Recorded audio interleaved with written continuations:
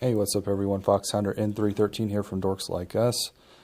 Happy New Year to everyone out there, all of our subscribers.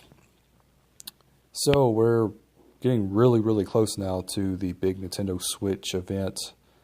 It's coming up on January the 12th, and they're going to have a live stream for it. It's going to be 11 p.m. Eastern Time, I think 8 Pacific. So if you're a subscriber to Nintendo's YouTube channel, you'll have seen the notification for it and all that good stuff. So soon the rumors and the speculation and all that will be over. At least I think it will be. There's probably some things that we won't find out about definitively until the system is actually released. But I think in terms of system features and things like that, you'll get the lion's share of it at this event.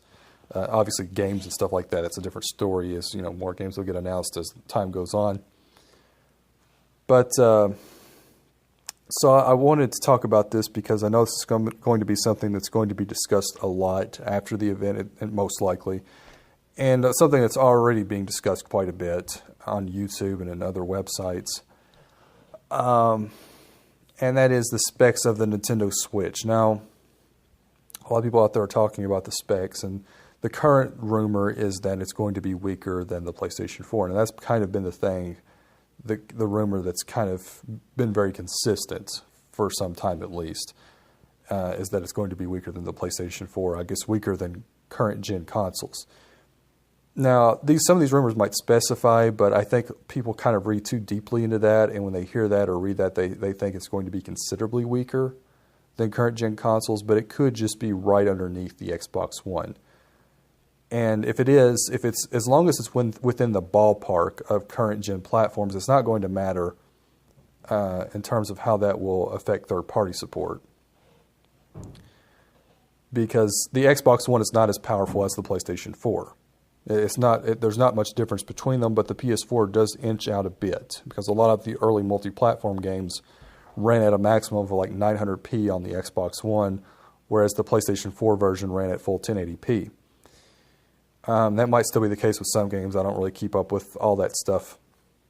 I just remember that being reported on, like a year ago or 2 years ago.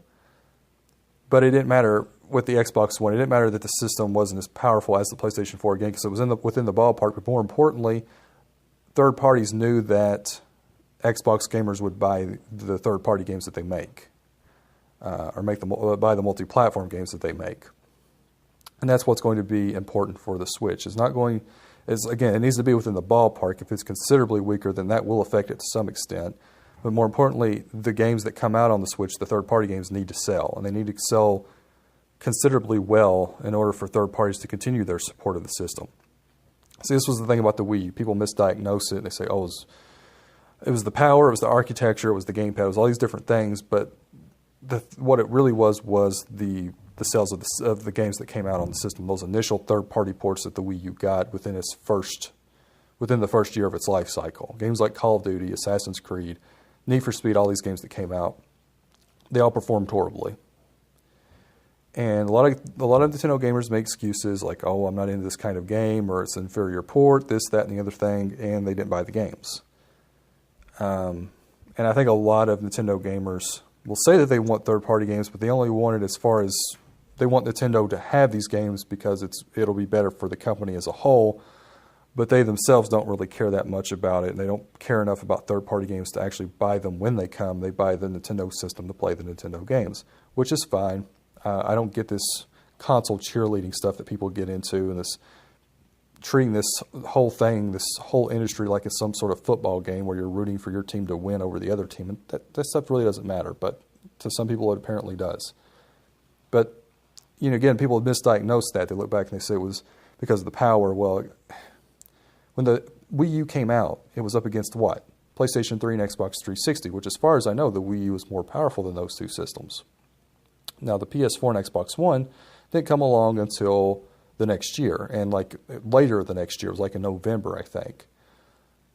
And so it was up against weaker systems when it came out. Now, even after the PlayStation 4 and Xbox One came out, a lot of the multi-platform games that were being made were cross-generation multi-platform games, meaning they were still coming out on last-gen consoles. So if it were just about power, the Wii U was within the running. It was within the ballpark to where it could have gotten those games, but it didn't. And then you have the architecture argument. People say that the Wii U was difficult to develop for. That's probably true, but so was the PlayStation 3. There were numerous developers that complained about the PlayStation 3's architecture, yet despite that, the PS3 still got all those big third-party games. Rockstar complained about the PS3's architecture when they were making Grand Theft Auto 4. Yet despite that, the PlayStation 3 got Grand Theft Auto 4, it got Red Dead Redemption, and it got Grand Theft Auto 5. So they worked around it. They could have done the same thing with the Wii U. And then there's the gamepad. That's the other excuse people give, is that, oh, well, the developers didn't want to use the gamepad. I don't think there was any rule in place saying they had to use the gamepad. That was left up to their own, whatever they wanted to do, they could do it. If they didn't want to use it, they didn't have to. For instance, with Donkey Kong Country Tropical Freeze, which is a Nintendo first-party game on the Wii U, it has off-TV play, but whereas most games that have off-TV play stream simultaneously to the TV screen and the gamepad, Donkey Kong Country Tropical Freeze, you have to select off-TV play right at the beginning. Otherwise, if you're playing it on your TV, the gamepad does nothing. There's no UI, there's no map, there's no off-TV play, there's no nothing. It does zero, zip, nada. And while that's not exactly a great example of how developers didn't have to use the gamepad, it's, close enough.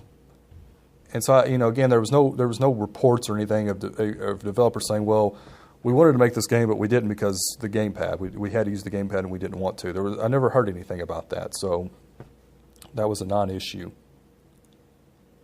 So it was all about the sales. That's why even with the PlayStation 3's difficult architecture, it still got the third-party games because the third parties knew, hey, PlayStation gamers are going to buy our games. And they were right. They did. That's not to say they bought every single game. Obviously, there's some bad games you want to avoid.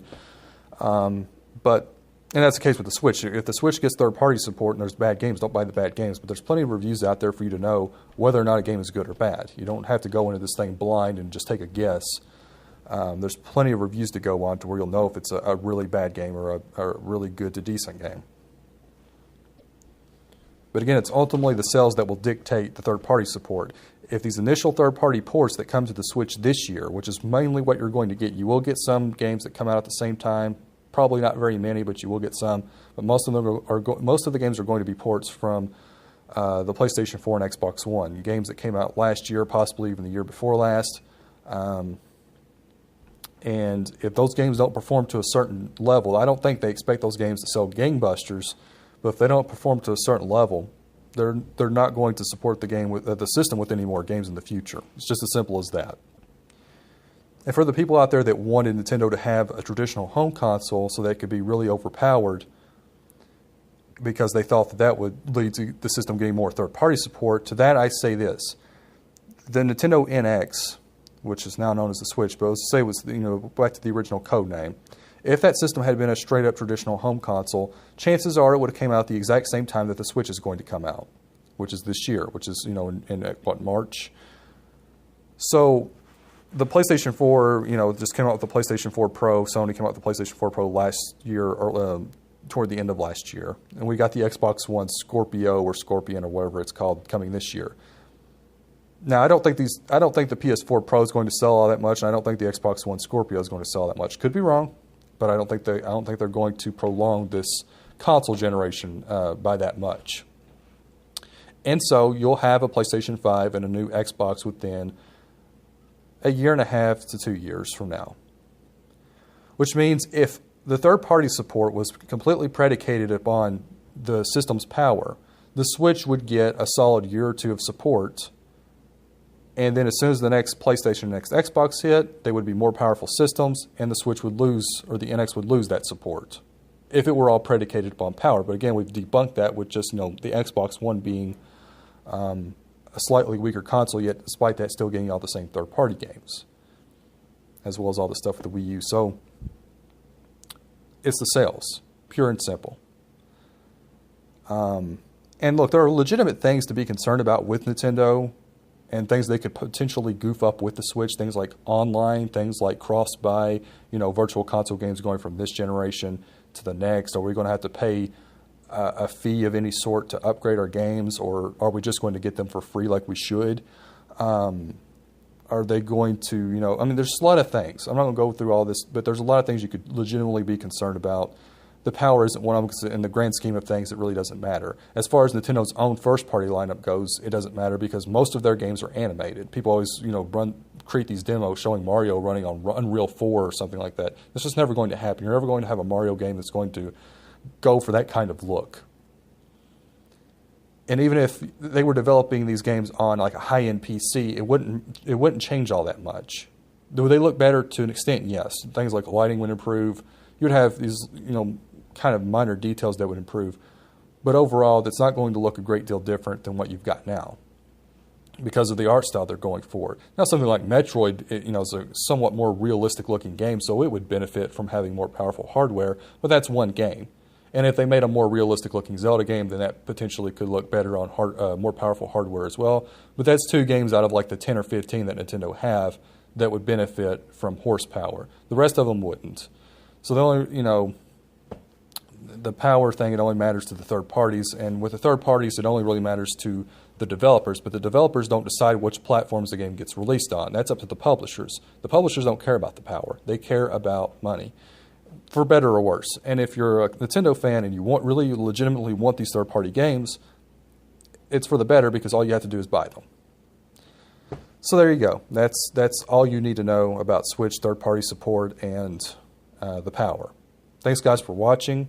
I'll be back probably again this week with some more content. I'll do some non-Nintendo stuff, and then when the big event happens, I'll try to do either the next day or sometime within that week, come back and talk about all the features. We'll break this stuff down, go through it, and see if I'll be a day one purchaser or if I'll be buying the thing secondhand a year from now. So look forward to that. And if you like the video, hit the like button, subscribe to this if you haven't already, and stay tuned for more content from dorks like us. This is Fox Hunter N313 signing off. God bless.